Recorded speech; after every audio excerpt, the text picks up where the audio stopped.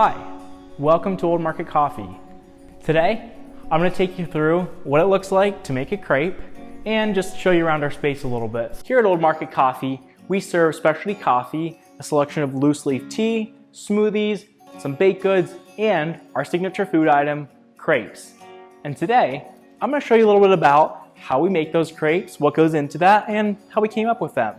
Doing crepes was a bit of a risk because on one hand, there not being crepe shops in town here was a good opportunity because there was no competition for it. But on the other hand, it was unproven. We didn't know, were people going to come back day after day, week after week, and eat crepes? We're located in upstate New York, about 6 hours from New York City, just so that's clear, about 2 hours from Vermont, and about a half hour to Canada. We are in a college town, which is definitely a large part of who our customer base is. There's 2 colleges right locally here. Crepes were first had in Brittany, France. And so the legend goes, there was a peasant, he was cooking and spilled a little bit of porridge onto a hot griddle. It spread out nice and thin, they didn't want to waste it, so they tried it, thence the crepe. Legend has it. Anyhow, crepes were often made with buckwheat flour, which is a little bit different. We're making just with a regular wheat flour. My co-owner Josh was traveling in Paris, he would have had crepes there. We would have had crepes personally a little bit, and then also we're about 2 hours from Montreal in Canada, and they're very French there. We would have had crepes up there.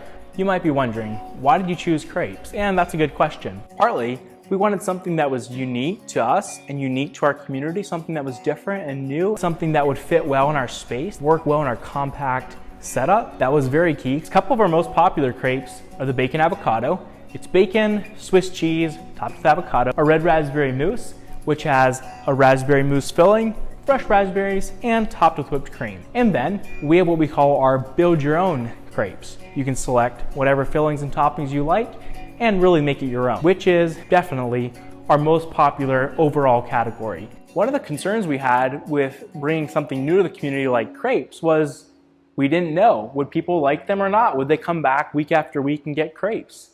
Turns out they do. Crepes have been a big hit in this community.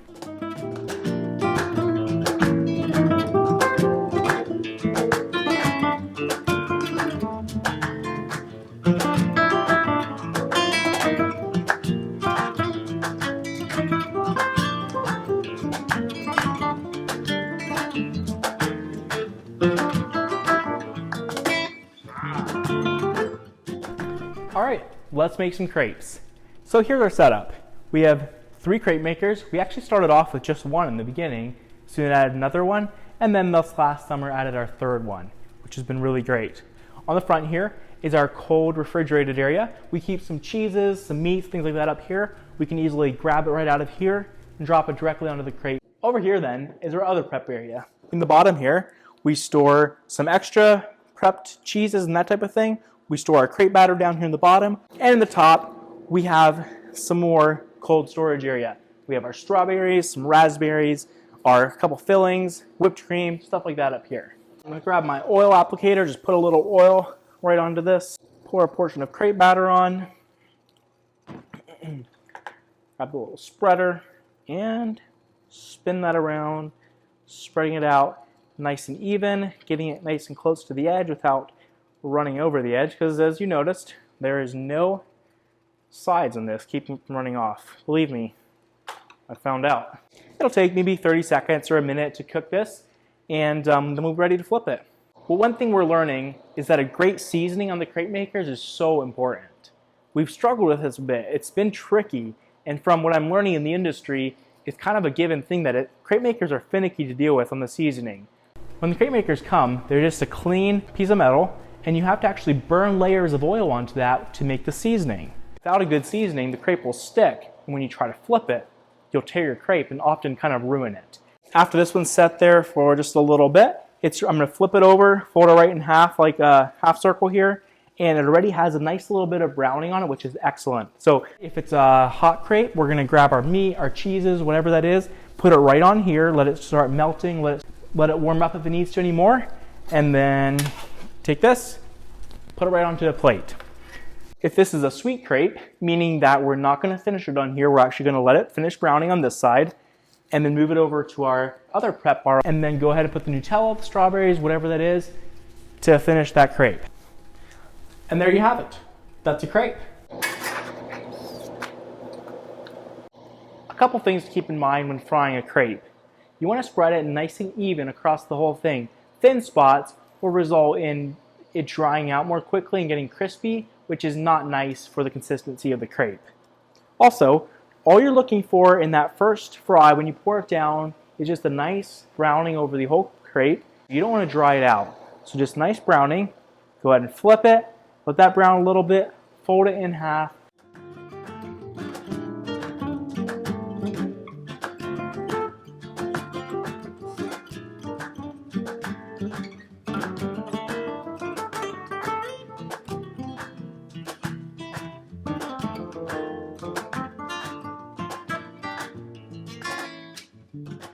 Here's how to make the crepe batter. We use a scales that works really well. First off, our flour. We do 600 grams of flour, 20 grams of sugar, and 1 teaspoon of salt. Go ahead and grab a whisk. And that's it for the dry ingredients: flour, sugar, salt. All right, so we have 1 stick of butter softened in the microwave, 1 dozen eggs cracked in a separate bowl. And go ahead and whisk up the eggs. Next is 48 ounces of milk. Whisk that up a little bit. And add half of the liquid mixture to the dry ingredients. Stir this up really well. Now that that's nice and whisked up, we're going to go ahead and add the butter next. Integrate the butter nicely into the mixture. And then finally, add the remainder of the liquid ingredients. All that's left is cleanup. Really, crepes are pretty simple. It's a fairly simple batter. It's a simple process of frying the crepe, and then you can really put almost any type of filling in it, whether it's for breakfast, something for lunch, sweet, savory, all that kind of thing allows us to really experiment, get creative with seasonal options. It's also worked really well in our small kitchen area. It's a fairly straightforward. We have the batter, you pour it on, you fry it, and you fill it, and you serve it.